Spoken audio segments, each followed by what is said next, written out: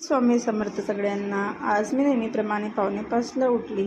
आधी बाहेरचं वगैरे सर्व क्लीन करून घेतलं, मग आतमधलं क्लीन करून घेतलं आणि नंतर मग अंघोळ केली. अंघोळ झाल्यानंतर मी फुलं घेऊन आली त्यानंतर मग स्वयंपाक करायला स्टार्ट केला आणि 8पर्यंत 7:45पर्यंत माझा स्वयंपाक झाला होता. मी अद्विकला वगैरे सोडून दिलं. नंतर मग माझं देवाचे भांडे वगैरे क्लीन करायचे होते, ते करायलाच मला 1 तास लागला. त्यानंतर मंदिर वगैरे क्लीन करून घेतलं, कलशचं पाणी चेंज करायचं होतं, देवीचं कपडे वगैरे छान वॉश करून घेतले.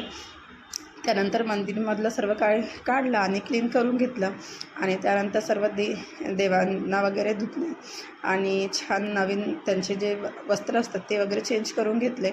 आणि त्यानंतर मग आज मला विजयग्रंथाचा 19वा अध्याय वाचायचा होता आणि जे विजयग्रंथ वाचत असेल त्यांना माहिती आहेच की 19वा अध्याय किती मोठा असतो.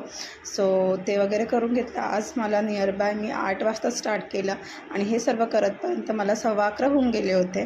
त्यानंतर मग पूजा वगैरे आटपली, आरती वगैरे झाली आणि त्यानंतर मग माझे जे राहिलेले कामं होते, कपडे वगैरे धुवून घेतले, समर्थाची अंघोळ, समर्थाला जेवण वगैरे भरवलं आणि असाच माझा दिवस गेला. बघा, माझं एवढंच म्हणणं आहे की जी पण गृहिणी असते तिला या सर्व गोष्टीची आवड असते आणि असायलाही पाहिजे. कारण म्हणतात ना, तुम्ही जर रोज देवासाठी जर वेळ काढाल तर देव तुम्हाला तुमच्यासाठी नक्कीच वेळ काढतो. कारण देवासाठी तुम्ही जर वेळ काढलाच नाही, आपण म्हणतो की काय देवदेव करत राहायचं आहे, पण त्यामुळेच घरामध्ये पॉझिटिव्ह वाईब्स असतात, पॉझिटिव्ह एनर्जी असते. सो प्रत्येकाने हे करायलाच पाहिजे.